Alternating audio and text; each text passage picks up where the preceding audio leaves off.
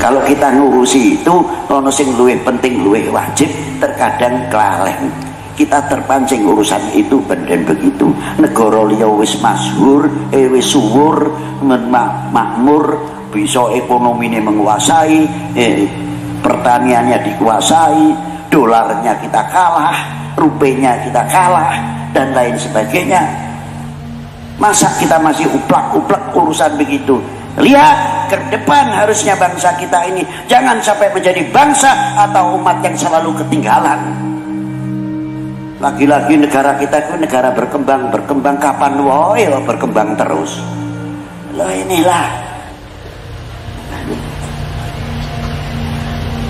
Ma'asyiral muslimin rahimakumullah. Makanya saya kagum kepada para ulama, kepada para yai-yai dan sebagainya. Kita singgung sedikit bagaimana sih Mbah Hasyim bisa mendirikan Nahdlatul Ulama.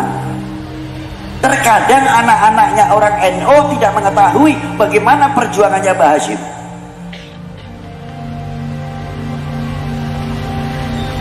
Bagaimana kita bisa membuat kader ke depan.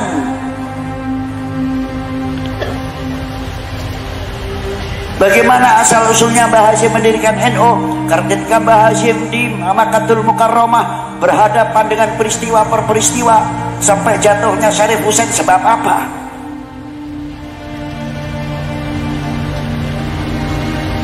Itu.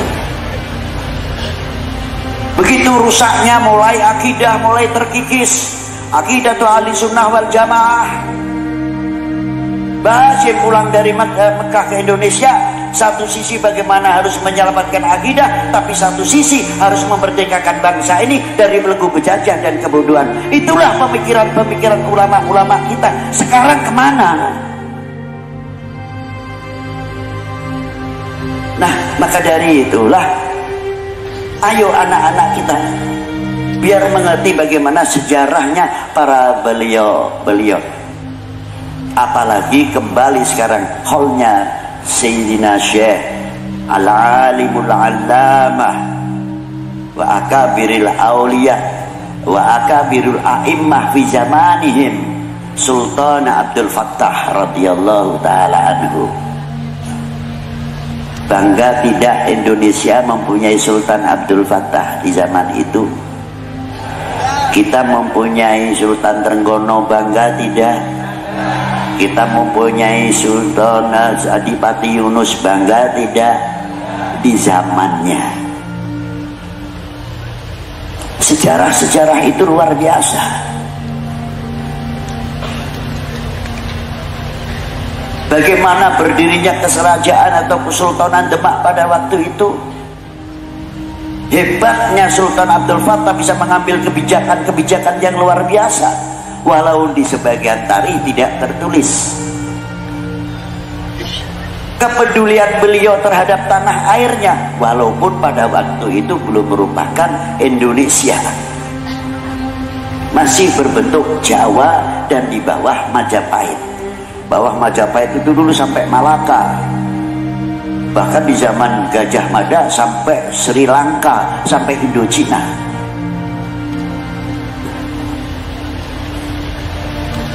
Nah, di zaman Sultan Abdul Fattah, pada waktu itu dijatuhkannya ayahandanya oleh patihnya sendiri, Lindrawardana, sehingga beliau sampai ngungsi di Gunung Lawu. Terpaksa Sultan Abdul Fattah mengirimkan pasukannya, harus berhadapan dengan orang yang menentang kepada negaranya, ialah Majapahit pada waktu itu. Tapi karena perselengkapan belum sempurna, terpaksa tertunda. Plus juga waktu ketika membangun Masjid Demak pada waktu itu juga berhenti karena masalah itu. Itu asal-usulnya.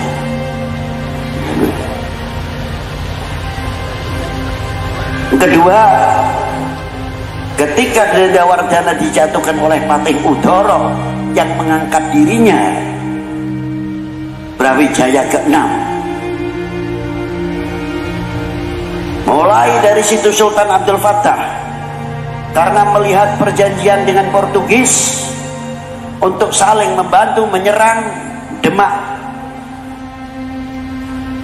Sultan Abdul Fattah berangkat, hancurlah Patih Udoro dengan pasukannya.